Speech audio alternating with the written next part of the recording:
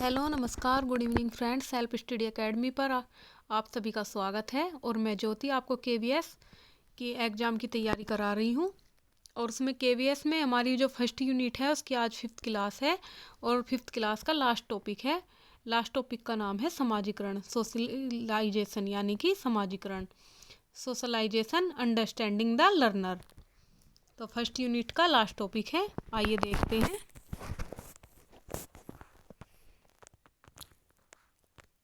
What is socialisation? समाजीकरण क्या है? समाजीकरण क्या है इसको समझेंगे। समाजीकरण समाज में एक ऐसी प्रक्रिया होती है जिसके माध्यम से व्यक्ति उन मूल्य, व्यवहारों, नियमों को सीखता है जो समाज और संस्कृति उनसे चाहते हैं। इसको ऐसे समझ लेते हैं कि समाजीकरण समाज में, जिस समाज में हम रहते हैं, जिन लोगों के बीच में हम रहते हैं, जिस समाज में रहते हैं, उसके बीच की एक ऐसी प्रक्रिया होती है कि उस समाज के नियमों को रहकर हमें मूल्य, व्यवहारों, नियमों को हमें सीखना होता है समाज के बीच में रहकर। और समाज भी हमसे यही चाहता है कि जब हम समाज में रहें तो समाज के नियम, संस्कृति, सारी चीज़ें सीखें। दूसरे शब्दों में कहें तो समाजीकरण शिक्षा का एक ऐसा रूप माना गया है जिस माध्यम से हम दूसरे लोगों के साथ बातचीत कर सकते हैं, ज्ञान, व्यवहार, सभ्यता आदि को सीखते हैं। आई होप आपको ये समझ में आ गया होगा क्योंकि ये सिंपल लैंग्वेज में है। दूसरे शब्दों में कहें तो समाजीकरण शिक्षा का ऐसा रूप माना गया है। कैसा रूप माना गया है? सिंपल सा रूप माना गया है, साधारण सा रूप माना गया है।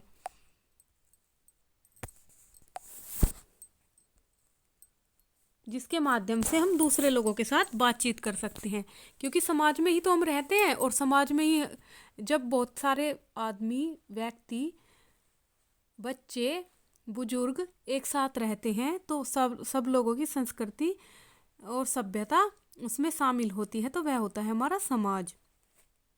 और हम एक दूसरे लोगों के साथ कांटेक्ट करते हैं, यानी कि बातचीत करते हैं, उनके साथ रिश्ते बनाते हैं।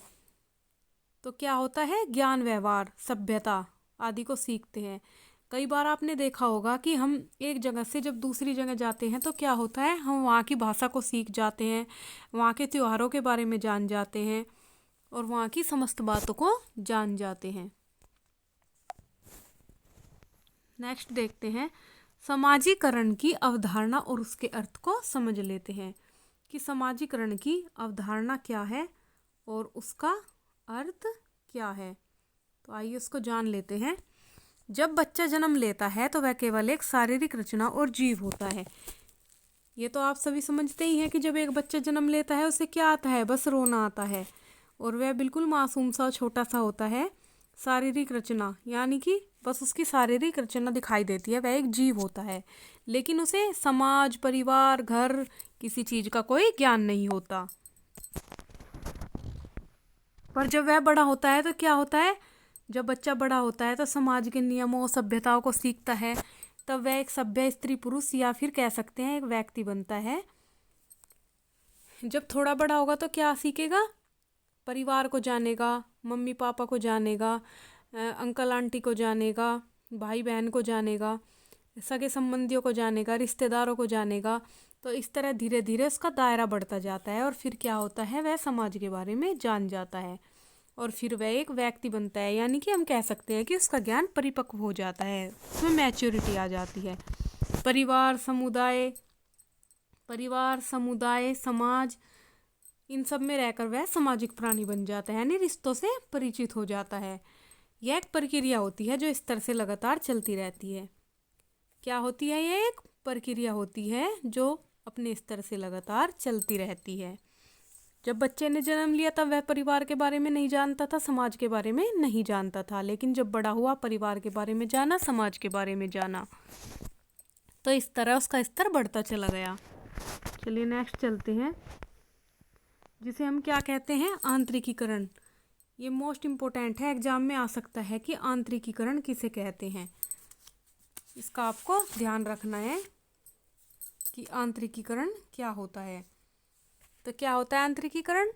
समाज में रहकर सामाजिक प्राणी बनना, मनुष्य का समाज में रहकर सामाजिक प्राणी बनना ऐसी प्रक्रिया होती है जो इस तरह से लगातार चलती है, तो उसको हम क्या कहते हैं? आंतरिकीकरण कहते हैं। इसमें क्या होता है? इसमें बच्चा अपने परिवेश में मौजूद समस्त चीज़ों से संपर्क स्थापित करता है। परिवेश में क्या क्या है बच्चे के? माता पिता, घर, स्कूल, परिवार, सगे संबंधी, रिश्तेदार, मित्र, ये सभी उसमें शामिल होते हैं। चलिए नेक्स्ट चलते हैं। फिर देख लेते हैं हम समाजीकरण के घटक कि समाजीकरण के घटक क्या हैं। समाजीकरण के कितने घटक हैं? 4। अगर एग्जाम में आ जाता है तो आप क्या बताओगे? समाजीकरण के 4 घटक हैं। सबसे पहले क्या आता है? सबसे पहले आता है टारगेट पर्सन, यानी कि लक्षित व्यक्ति। इसमें क्या आएगा? इसमें वह व्यक्ति आएगा जिसका हम समाजीकरण देख रहे हैं, जो समाज में रह रहा है, जो समाज के नियमों, संस्कृति, परंपराओं, विचारों को सीख रहा है। उदाहरण के तौर पर हम देख सकते हैं जैसे एक छोटा बच्चा, युवा समाज के नियमों को सीख रहा है, समाज के नियमों को सीखता है, तो क्या होता है? उसका समाजीकरण होता है, क्योंकि वह समाज की अलग अलग बातों को सीख रहा है। पहले बच्चा छोटा था, शिशु था, फिर बच्चा बड़ा हुआ, परिवार के, स्कूल के संपर्क में आया और आस पड़ोस के संपर्क में आया, फिर युवा हुआ, फिर उसका दायरा और बढ़ता चला गया, गांव के, समाज के, और फिर शहरों के संपर्क में आया, तो उसका समाजीकरण हुआ। तो इस तरह इसमें टारगेट पर्सन, लक्षित व्यक्ति को सबसे पहले घटक का दर्जा दिया गया है, क्योंकि इसका हम समाजीकरण देख रहे हैं। अब सेकंड देखते हैं। सेकंड आ जाता है एजेंट। इसमें क्या आएगा?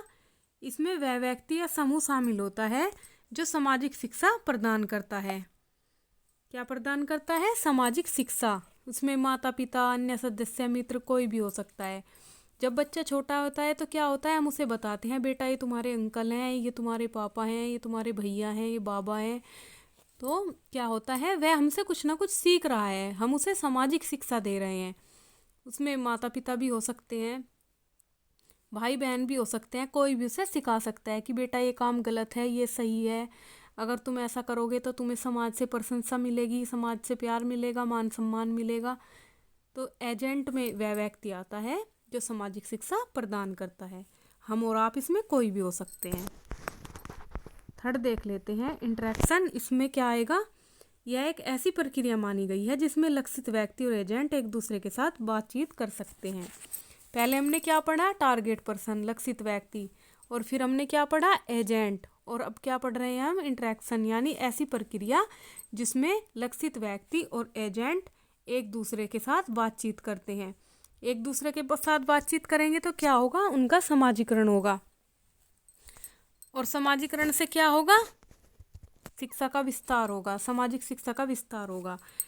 इसको ऐसे देख लेते हैं जैसे शिक्षण, कोई शिक्षक हमें सिखाएगा, शिक्षण देगा तो हम क्या करेंगे? शिक्षा ग्रहण करेंगे। मॉडलिंग भी आ जाती है, किसी व्यापारी से सीखेंगे तो व्यापार के गुण आएंगे, मॉडलिंग सीखेंगे तो मॉडलिंग के आएंगे। तो इस तरह दायरा बढ़ता चला जाता है, और लक्षित व्यक्ति और एजेंट एक दूसरे के साथ बातचीत कर सकते हैं।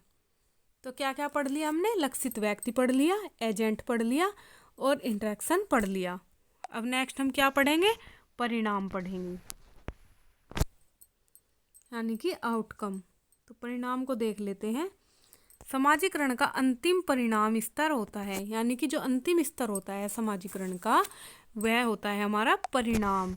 इसमें लक्षित व्यक्ति जो नए कौशल, ज्ञान, व्यवहार को सीखता है, वह समाजीकरण की प्रक्रिया के कितना अनुरूप है, इसके हमें परिणाम, आउटकम के रूप में मिलते हैं।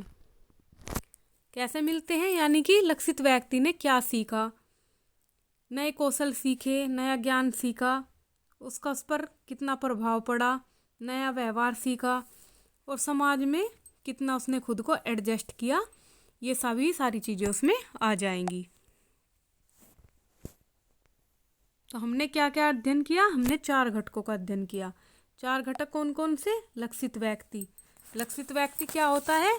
जिसका समाजीकरण होता है, जिसका समाजीकरण हम देख रहे हैं, इसके बारे में जाना। फिर हमने एजेंट के बारे में जाना, वह व्यक्ति या समूह इसमें शामिल होता है जो सामाजिक शिक्षा प्रदान करता है। हम आप कोई भी उसमें हो सकता है। और थर्ड क्या है हमारा, इंटरेक्शन। इसमें ऐसी प्रक्रिया जिसमें लक्षित व्यक्ति और एजेंट एक दूसरे के साथ बातचीत करते हैं। और फोर्थ क्या है हमारा, आउटकम, यानी कि परिणाम, कि हमने क्या सीखा, कितना सीखा, और उसका जो रिजल्ट निकल कर आता है, परिणाम निकल कर आता है, तो हम उसका अध्ययन करते हैं। तो इस प्रकार हमारे क्या हुए, हमारे हुए 4 घटक। ये हमारे 4 घटक। चलिए नेक्स्ट चलते हैं। 4 घटकों का अध्ययन करने के बाद अब हम क्या देखेंगे, अब हम देखेंगे समाजीकरण की प्रक्रिया को। तो समाजीकरण की प्रक्रिया में क्या आएगा, समाजीकरण की एक प्रक्रिया क्या होती है। सबसे पहले तो हम यही जान लेते हैं कि समाजीकरण की प्रक्रिया क्या होती है। जब व्यक्ति के साथ समाज के अंदर कोई प्रक्रिया होती है तो उसे हम क्या कहते हैं, समाजीकरण की प्रक्रिया कहते हैं। ये हमने समझ लिया सिंपल लैंग्वेज में। और इसके माध्यम से क्या होता है, हमारा समाजीकरण होता है। और इसमें क्या आएगा, इसमें हमारी 3 प्रक्रियाएं आएंगी। सबसे पहले आएगी हमारी वाद कंडीशनिंग, और फिर सेकंड आएगी अवलोकन, सीखना या मॉडलिंग, और थर्ड आएगी हमारी आंतरिकीकरण। अब इनके बारे में डीपली जानेंगे कि ये क्या हैं। सबसे पहले वाद कंडीशनिंग को जान लेते हैं। यह एक जानवर या इंसान जब एक विशेष व्यवहार को एक विशेष परिणाम को जोड़ना सीखता है, यह प्रक्रिया वाद कंडीशनिंग में आती है। कैसे आती है, जब एक जानवर या इंसान, जब उसे हम कुछ सिखाएंगे और उसके परिणाम के साथ उसे जोड़ देंगे तो क्या होगा, इस प्रक्रिया को हम वाद कंडीशनिंग कहेंगे। अगर एग्जाम में आ जाता है कि वाद कंडीशनिंग क्या है तो आप क्या बताओगे, जब एक जानवर या इंसान एक विशेष व्यवहार को विशेष परिणाम को जोड़ता है, यानी कि व्यवहार को और एक विशेष परिणाम को जोड़ना, व्यवहार और एक विशेष परिणाम को जोड़ना क्या आएगा, वाद कंडीशनिंग कहलाएगा। जैसे उदाहरण के तौर पर हम देख लेते हैं, जब माता पिता बच्चे से पूछते हैं कि अपनी किताबें, खेलने के सामानों को तुमने अच्छे से रखा, तो बच्चा बताता है नहीं रखा, तो डांटते हैं तो क्या होगा, निराश हो जाएगा। तो डांट के डर से नेक्स्ट टाइम वह अपने सामानों को अच्छे से रखेगा। लेकिन जब बच्चे की प्रशंसा करेंगे तो क्या करेगा, वह अच्छे से सीख जाएगा, उसका मोटिवेशन होगा, मोटिवेट होगा बच्चा। तो इस तरह वाद कंडीशनिंग में व्यवहार और परिणाम, यानी कि हमने डांट दिया तब भी बच्चे ने सीखा और हमने प्रशंसा की तब भी सीखा, नकारात्मक और सकारात्मक दोनों चीज़ों को जोड़कर उसने सीख लिया। नेक्स्ट आता है हमारा ऑब्जर्वेशनल लर्निंग और मॉडलिंग, अवलोकन, सीखना या फिर मॉडलिंग। जब व्यक्ति किसी भी दूसरे व्यवहार को दूसरे व्यक्ति के व्यवहार को देखकर सीखता है, इसे अवलोकन या मॉडलिंग कहते हैं। इसको हम सिंपल लैंग्वेज में समझ लेते हैं। जब हम समाज में रहेंगे, कोई भी कार्य करेंगे, तो जरूरी नहीं होगा कि हमसे हर कार्य अच्छे से हो। यानी कि हम पढ़ाना ही शुरू कर रहे हैं तो ज़रूरी नहीं है कि हम उसको अच्छे से पढ़ाएं, या हम पढ़ रहे हैं ज़रूरी नहीं है कि हम उसे अच्छे से पढ़ें, या फिर हम स्कूल में हैं, हमें टीचर ने कोई प्रोजेक्ट दिया तो ज़रूरी नहीं है कि हमारा प्रोजेक्ट सबसे अच्छा हो या हम अच्छे से सीखें। लेकिन अगर हमें गाइडेंस मिल जाए या फिर कोई भी व्यक्ति हमें अच्छे से सिखाए, तो हम जो भी हमारे व्यवहार में गलती है या जो भी हम करना चाहते हैं और उसे अच्छे से कर नहीं पा रहे हैं, लेकिन दूसरे व्यवहार को देखकर, दूसरे व्यक्ति के व्यवहार को देखकर हमारे मन में आइडिया आ जाता है, तो क्या करेंगे, हम अपने को सुधार लेंगे, हम अपनी प्रक्रिया को सुधार लेंगे। तो उसे क्या कहेंगे, सीखना या मॉडलिंग कहेंगे। जैसे माता पिता या बड़े भाई को देखकर कोई कार्य सीख लेते हैं। जैसे छोटे छोटे बच्चे होते हैं, बड़े भाई जब साइकिल चलाते हैं तो छोटे बच्चे भी चलाना सीख लेते हैं, कार चलाना सीख लेते हैं, बाइक चलाना सीख लेते हैं। तो इसमें क्या होता है, इसमें बच्चे व्यवहार की नकल करके सीखते हैं, यानी कि दूसरों को देखकर अपने व्यवहार को सुधारना और उसमें परिवर्तन करके उसे और अच्छा बनाना अवलोकन, सीखना या मॉडलिंग कहलाता है। अब थर्ड आता है हमारा आंतरिकीकरण। इसको जान लेते हैं। इस प्रक्रिया में बच्चा दूसरे के व्यवहारों को अपनाता है, जैसे माता पिता का ईमानदारी, दया, आज्ञा पालन का गुण।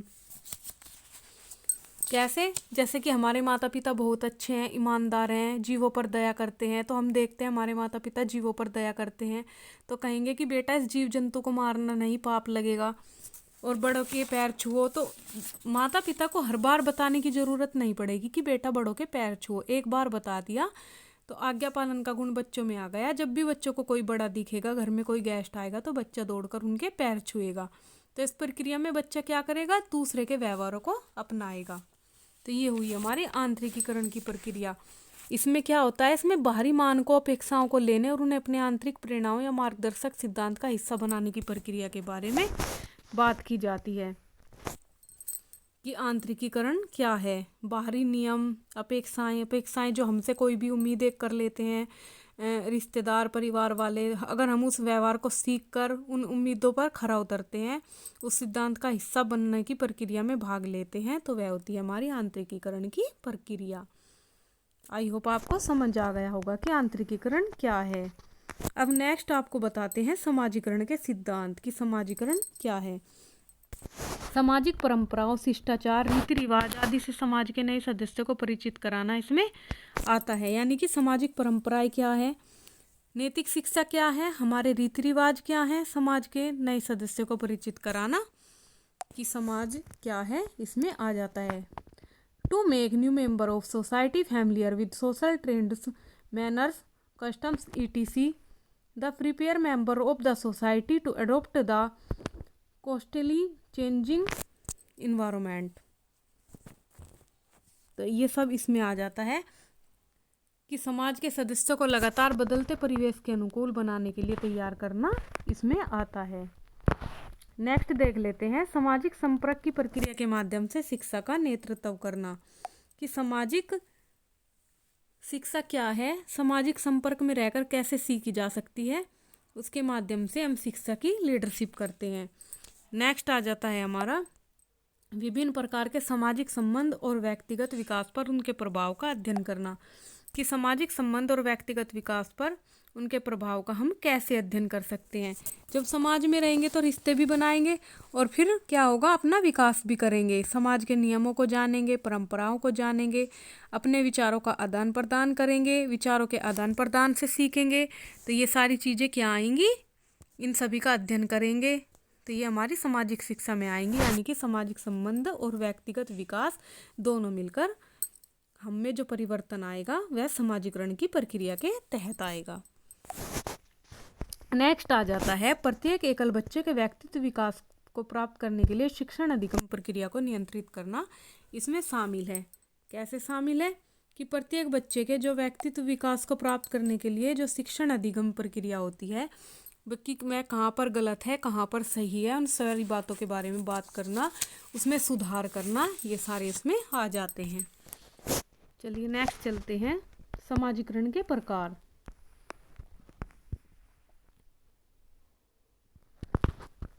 समाजीकरण के प्रकारों में सबसे पहले क्या आता है? सबसे पहले आता है हमारा प्राथमिक समाजीकरण यानी कि प्राइमरी सोशलाइजेशन। फिर सेकंड आ जाता है माध्यमिक समाजीकरण, सेकेंडरी सोशलाइजेशन। थर्ड आ जाता है लिंग समाजीकरण, जेंडर सोशलाइजेशन। और फोर्थ आ जाता है अग्रिम समाजीकरण, एंटीसिपेटरी सोशलाइजेशन। फिर आ जाता है नेक्स्ट हमारा विकासात्मक समाजीकरण यानी कि डेवलपमेंट सोशलाइजेशन। और फिर आ जाता है पुनः समाजीकरण यानी कि रीसोशलाइजेशन। अब इनके बारे में जानेंगे कि प्राथमिक समाजीकरण क्या है यानी कि प्राइमरी सोशलाइजेशन क्या है।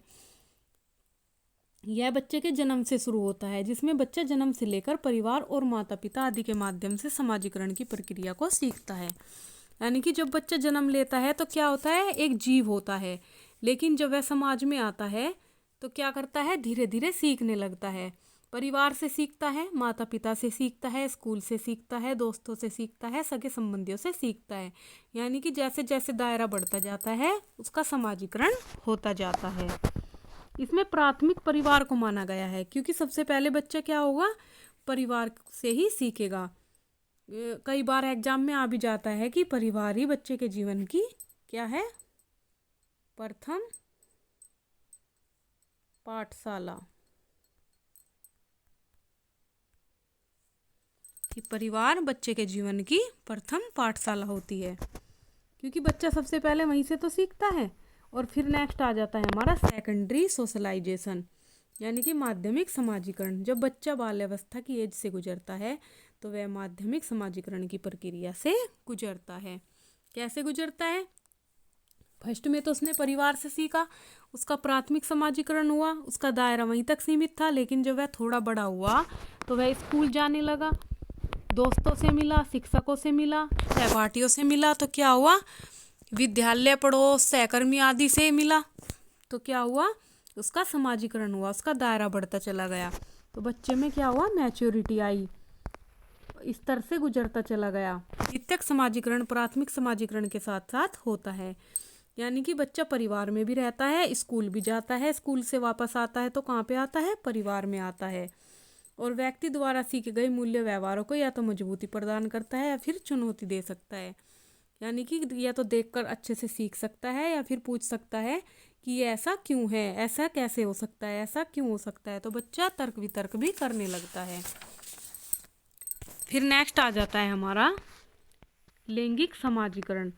लैंगिक समाजीकरण क्या होता है? लैंगिक समाजीकरण वह प्रक्रिया होती है जिसमें बालक लैंगिक समानताओं को पहचानता है। लैंगिक समानताओं को कैसे?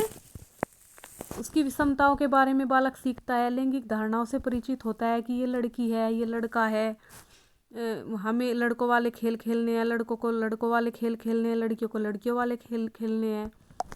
उदाहरण देख लेते हैं। जैसे लड़की को हम खेलने के लिए डॉल दे देते हैं, लड़कों को गन, ट्रैक्टर आदि दे देते हैं।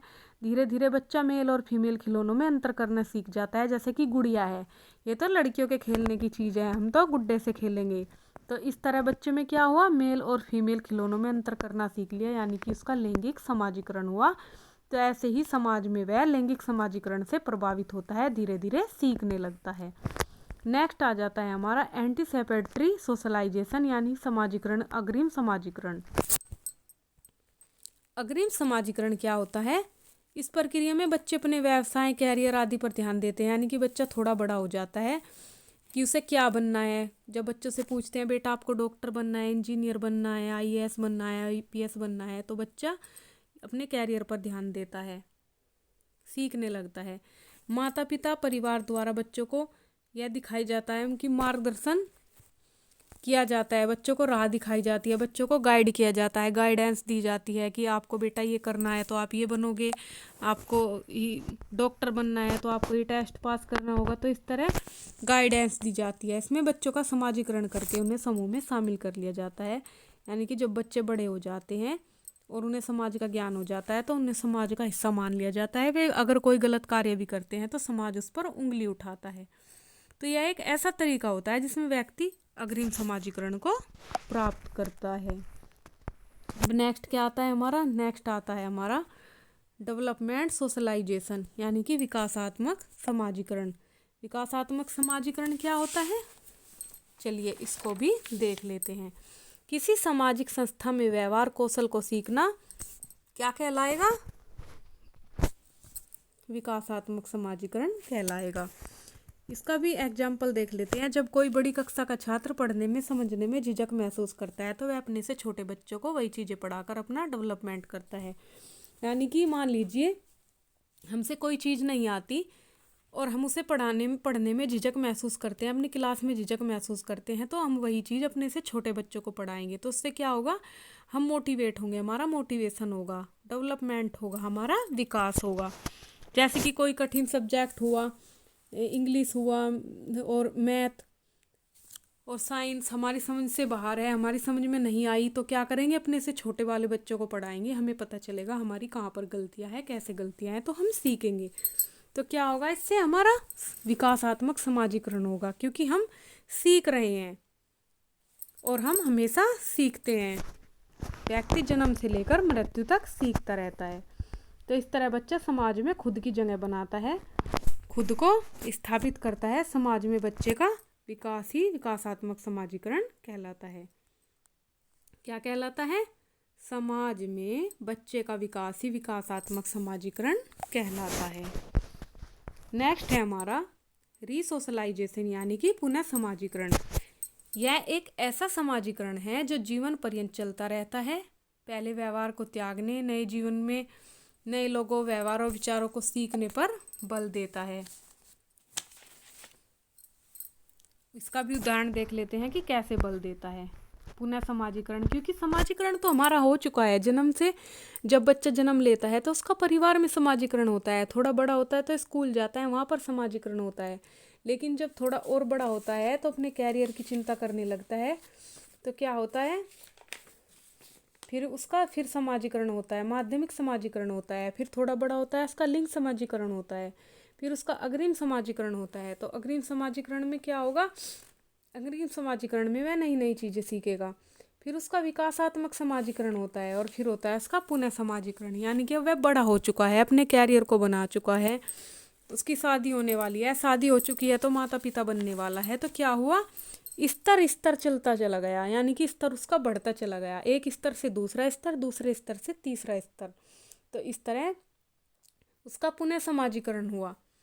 यह एक ऐसा परिवर्तन होता है जो व्यक्ति के जीवन में आने वाली नई चुनौतियों, व्यवहारों के परिणाम स्वरूप सीखा जाता है।